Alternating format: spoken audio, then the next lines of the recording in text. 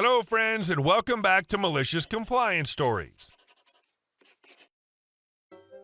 Let's start our video with a story in which the HOA accused our OP of violating the rules. Too bad they didn't know that bamboo's not a tree. But before we begin, best way to support our channel is to leave comments, like, and subscribe with the turned-on bell so you don't miss the new video every single day. Here we go. HOA and Bamboo. I lease a condo in a building in Florida and have lived in the same unit since September of 2018. I've had a number of significant issues with the building during this time. My current dispute? I have bamboo on my balcony and have had it since the fall of 2020.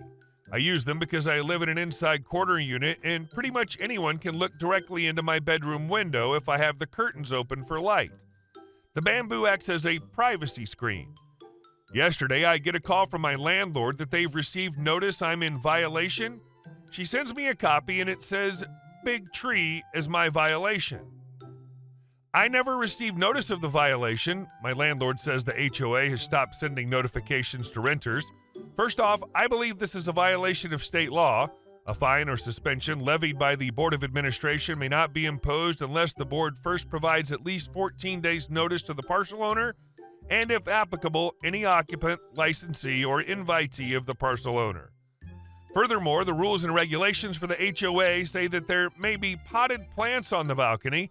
No articles other than patio-type furniture, potted plants, and white light floor lamps shall be placed on the balconies, patios, terraces, or lanais, or other common elements or limited common elements.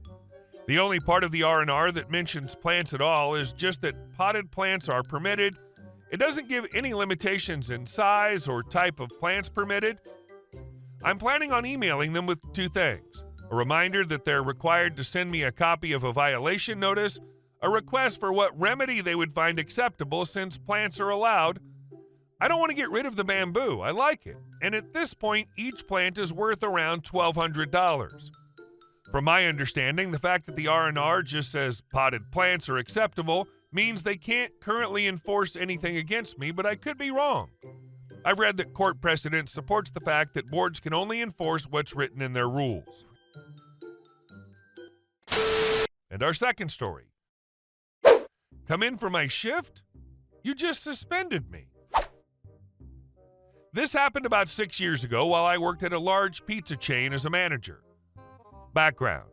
At the time of this story, I was in college coming up on 5 years of service at this company and 4 years of it being in management. At our location, I was the second longest standing employee, with one other manager having one more year than me, so it goes to say we knew how to run the store smoothly and handle shift changeover and scheduling.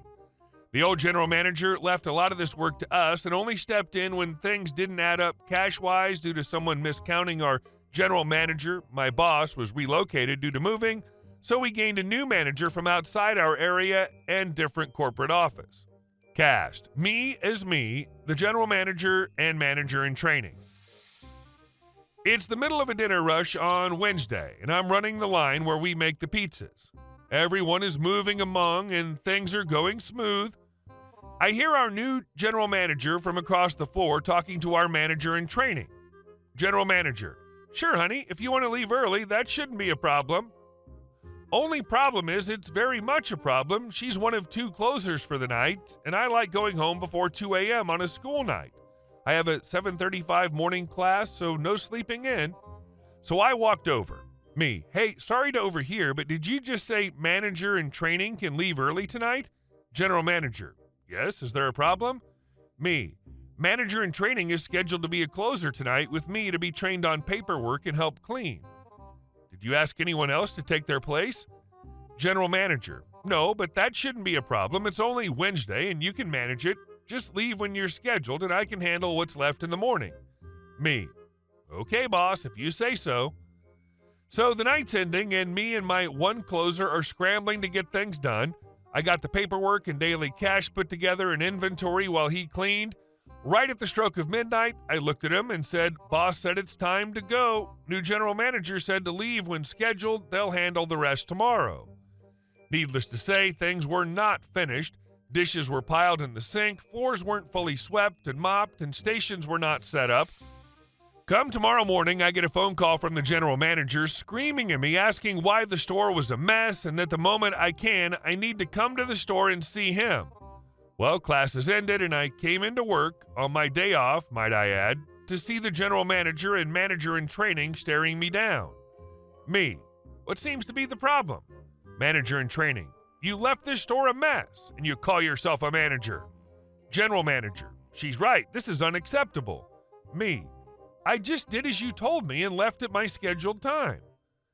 At this comment, the general manager blew up and screamed some slew about how manager in training can replace me in a heartbeat and that I should have stayed and finished my job. He then proceeded to tell me I'm suspended from work for 2 weeks, and to that I happily said, okay, and walked out as I'm now suspended and not supposed to be at work. Fast forward to Friday night, and I get a phone call from manager in training asking where I am. I humbly reminded her I'm suspended and to enjoy covering it alone. Not even 5 minutes later, the general manager called me demanding I come to work my shift and how he can't believe I'm skipping out. Again, I humbly reminded him that I'm suspended on his orders. At this, he stammered for a second and then just told me to come in anyway as they have no one to cover shifts. I refused and said I'll see him in 2 weeks. I turned in my notice and was never scheduled a shift even when I came back. I come to find out the general manager ended up covering all my shifts, working upwards of 18 to 20 hours a day, as the other manager that normally worked with me was on vacation.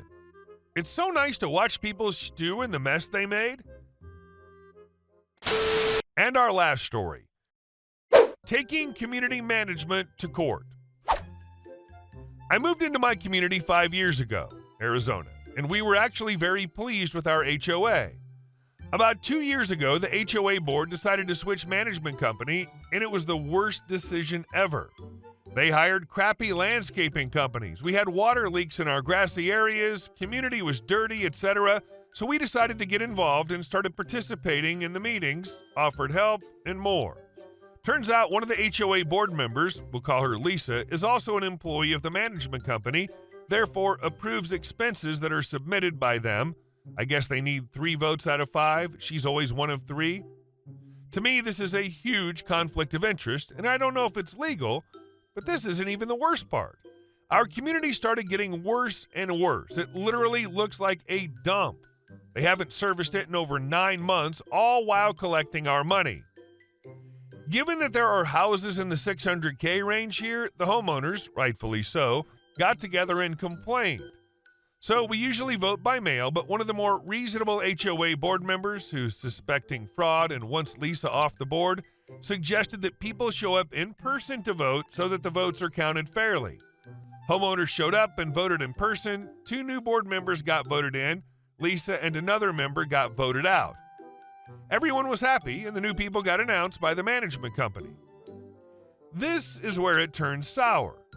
As soon as the new board members mentioned wanting to switch management company, hire new landscaping, and so on, the old management company announced that the elections were rigged because homeowners were influenced to vote in person, so the vote was not valid, and that therefore the new people who were elected are not in charge. They keep having meetings with the old members and refuse to acknowledge the new ones. The new board hired a lawyer who contacted the old management company asking to give up the accounts and the funds. They won't. They're ignoring all the letters, all the meetings the new board has, and have private meetings with the old people. Yes, Lisa too. The new board started a petition to have them removed, and they need 100 signatures. Lisa goes to our mailbox every night to rip the petition sign off.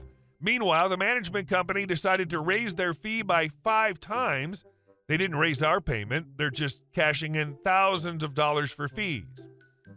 Edited to add, Lisa isn't actually going into our mailboxes. She's ripping the petition sign that's posted on a board next to our mailbox. Should have specified. Edit 2. The new board members can't hire another management company because the old one is holding on to the funds and accounts, therefore still collecting our money.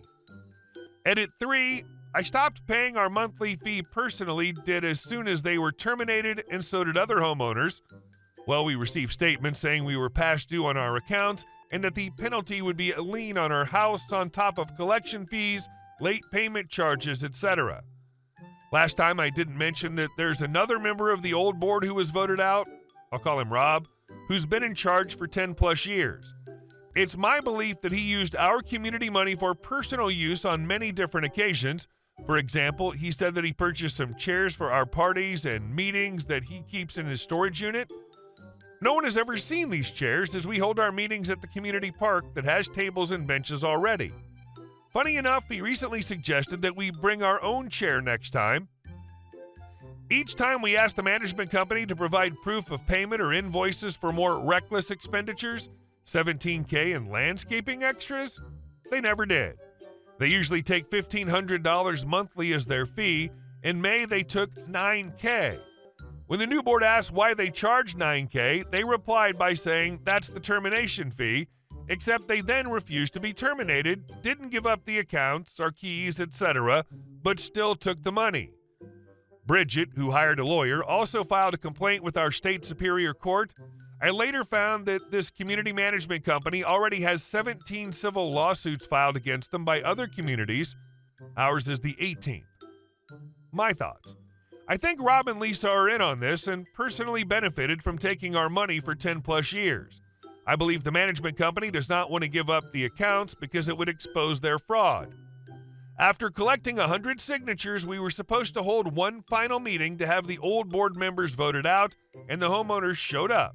We were able to re-vote the old members out, and they were banned from running again for at least 5 years. All the keys and accounts were given to the new board, and a new management, plus landscaping company, were hired. There's an ongoing lawsuit where the old management company is being sued for all kinds of things and being asked to pay for the landscaping damage they caused by withholding the funds and keys to the water. I'm not sure how long this will take, but the fact that we have new people in charge after so many years is a win. The community already looks so much better. My main takeaway is I used to be one of those who's got time for that people. But these HOA people literally count on homeowners to be busy with work and family life to take advantage of them. My old HOA board got away with it for 10 plus years. If you think something fishy is going on, get involved. Hey guys, thank you all for watching the video. I'll see you in the next one.